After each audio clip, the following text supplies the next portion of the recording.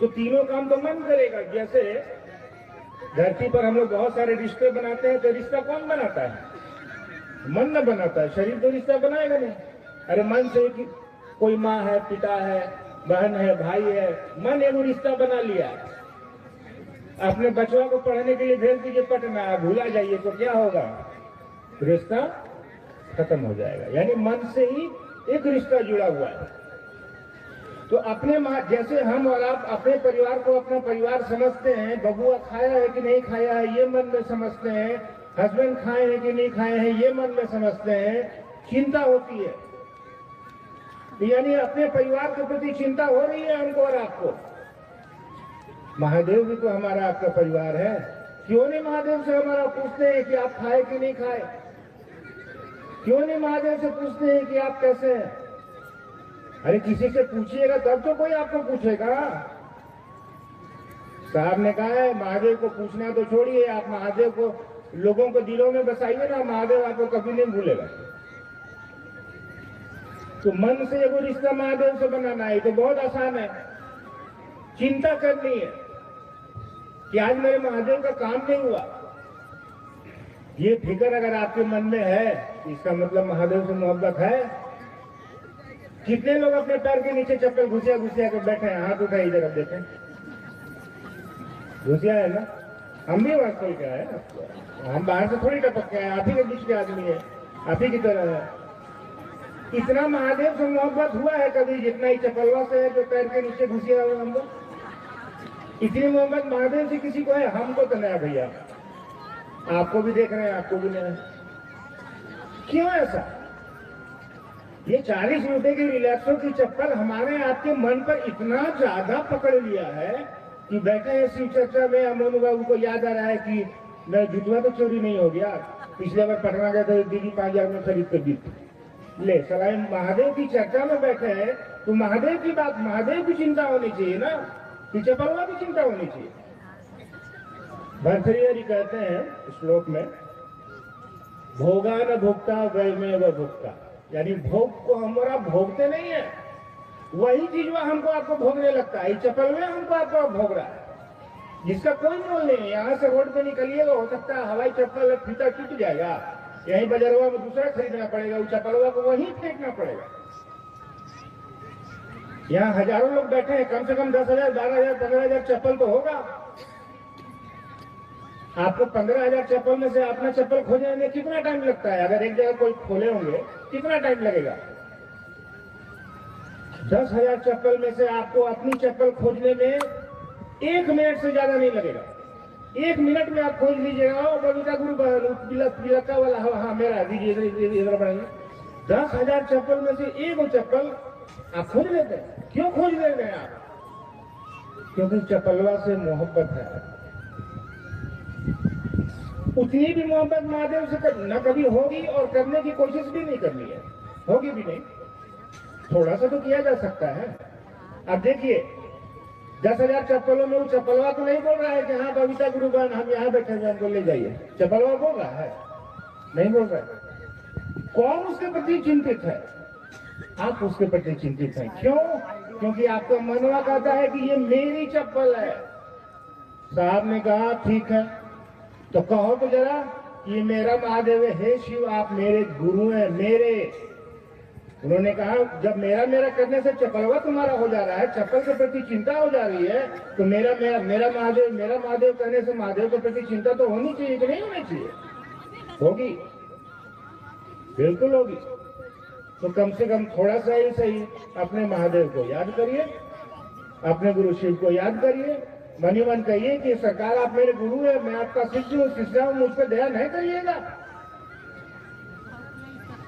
तो अपने शिव को याद करिएगा तो धीरे धीरे वो शिव आपके हो जाएंगे।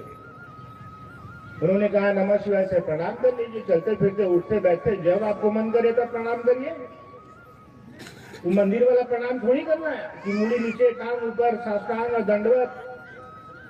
पंडित जी कहते हैं हाँ जजमान हो गया, माथा फूट जाएगा, ज्यादा मत कर कीजिए, उलट जाइएगा। तो प्रणाम तो मन करेगा, मुद्राएं तो प्रणाम करेगी नहीं, शरीर तो प्रणाम करता नहीं है। मन जिसके सामने झुक जाता है प्रणाम हो जाता है। तो मन को शिव की तरफ ले चलने की कोशिश करिए। साहब ने क्या कहा है, आओ चले शिव की ओर। कौन जाएगा शिव की ओर? कदम जाएंगे, पैर जाएंगे शिव की ओर? नहीं जाएंगे। हमारे यहाँ पे घर में बच्चा पैदा होता है, बड़ा होता है, उसको चलना सिखाना पड़ता है। वो चल के शिव की तरफ नहीं जाएगा, उसका मनवा शिव की तरफ चलेगा। उस बच्चे को अगर धीरे धीरे हम और आप शिव की तरफ ले चलने की कोशिश करें तो उसका मन शिव की तरफ चलने लगेगा। साहब को ये बात पता है कि बच्चे पैदा होते ही चलना सीख जाते हैं 1 साल में, लेकिन सचमुच में किस तरफ चलना चाहिए ये सीखने में पूरा जीवन गंवा देते हैं। इसलिए साहब ने कहा है, आओ चले शिव की ओर। वो जो सत्य आपको बाद में पता चलता कि आपको जाना कहाँ है, उस सत्य का उजागर उन्होंने पहले कर दिया। उन्होंने अभी ही बता दिया कि चलो शिव की ओर। तो जब अंतिम समय आ ही जाएगा, उस समय सोच के क्या करिएगा कि शिव की तरफ चलना है या शिव की तरफ जाना है? अरे आप इस जीवन में अभी से सोचिए ना, ताकि आपका रास्ता सुगम हो जाए, आसान हो जाए, आपको अच्छा लगे, आप आनंदित रहिए, आप खुश रहिए। परेशानियां दुनिया में सबके साथ है। यहाँ कोई बैठा एक आदमी बता दे जिसके साथ परेशानियां नहीं है। मेरे साथ भी परेशानियां, आपके साथ भी परेशानियां। यहाँ आप बैठे खुली धूप में, ये धूप भी आपको परेशान कर रही है। महादेव से कहा कि धूप हटा देते हैं, ठंड आ जाएगी, वो भी आप परेशान हो जाइएगा। तो परेशानियां तो जीवन का अंग है, ये प्रकृति है, ये शिव की प्रकृति है। अपने आप को शिव के साथ रखिए तो उसके मौसम भी अच्छे लगेंगे, उसकी गर्मी भी अच्छी लगेगी, उसकी धूप और सर्दी भी अच्छी लगेगी। धूप भी आवश्यक है। तो तीनों कामों को करते हुए अपने गुरु शिव को प्रणाम करिए, अपने गुरु शिव से दया मांगिए, उनकी चर्चा करिए। लोग कहते हैं कि समय नहीं मिलता है, क्या बहुत लोग को झिझक आती है, शर्म आती है चर्चा करने में। प्रयास करिए, थोड़ा थोड़ा टेबल टॉक करिए। कोई आपको फोन करे, वही फोन में किसी चर्चा काहे नहीं करते, करिए। बहुत लोग कहते हैं फुर्सत ही नहीं मिलता है भैया। एक बार मैं हवाई जहाज से रांची से दिल्ली जा रहा था, शायद कार्यक्रम ही था, जल्दी पहुंचना था। तो बगल में मेरे बुजुर्ग बैठे हुए थे, अंकल जी, बहुत सारी अंगूठी अंगूठी पहने हुए थे 10 उंगलियों में। तो हम सोचे कि बैठे बैठे क्या करें, 2 घंटा लगेगा, 2 महादेव का बात कर लेते हैं इनसे। तो उनको पूछे कि अंकल, महादेव को गुरु मान सकते हैं क्या? हवाई जहाज में बड़का बड़का आदमी लोग चलता है, ऐसा छोटा छोटा बात करिएगा तो बहुत कस के घूरेगा आपको, कि आपको लगेगा कि हम कितना छोटा आदमी है जो महादेव का बात कर रहे हैं। तो बगल वाले अंकल जी हमको बोले, सुनने दीजिए। वो आंख फिर बंद करके सुन गए।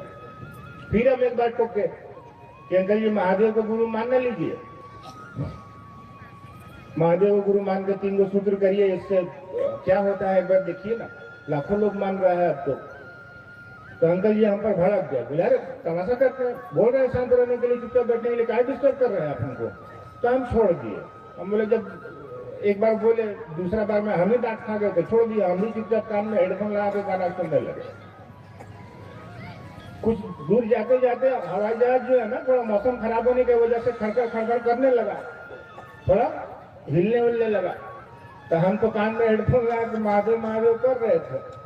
बगल वाले अंकल जी का नींद खुल गया। वो हम कह रहे, हाँ क्या बोल रहे हैं? उस समय भाई जल्दी से बोलिए। हम लोग कहा है कुछ नहीं बोल रहे थे, अपना काम करिए।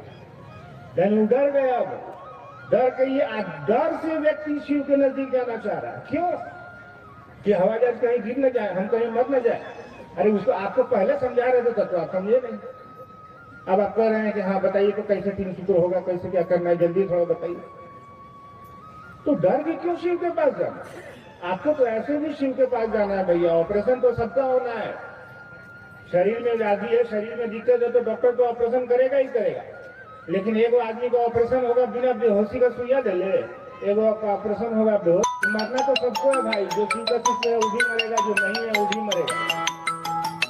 लेकिन आप थोड़ा आनंद में रहिएगा। साहब कह देते ना, फिक्र ना मिजाज, जो होगा महादेव देख लेंगे।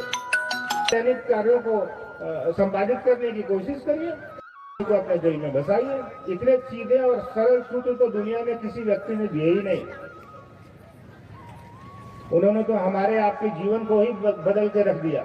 जो जीवन परेशानियों में घूम रहा था, उस जीवन को उन्होंने दिशा दे दी और शिव की तरफ ले चलने की कोशिश की, जिससे कि आज करोड़ों लोग उस शिव के शिष्य हो रहे हैं और आनंदित हो रहे हैं और महसूस कर रहे हैं कि महादेव बड़े कमाल के गुरु है। तो चलिए, मैं तो अब दीदी को भी आप सुनिए, और धूप भी है तो हम लोग प्रयास करेंगे कि थोड़ा पहले आप लोगों को छोड़ दें। आधा घंटा मिनट में आप लोगों को छुट्टी देंगे। फिलहाल बैठिए और आप सबों को मेरा प्रणाम है, आप पुनः इसको स्वीकार करिए।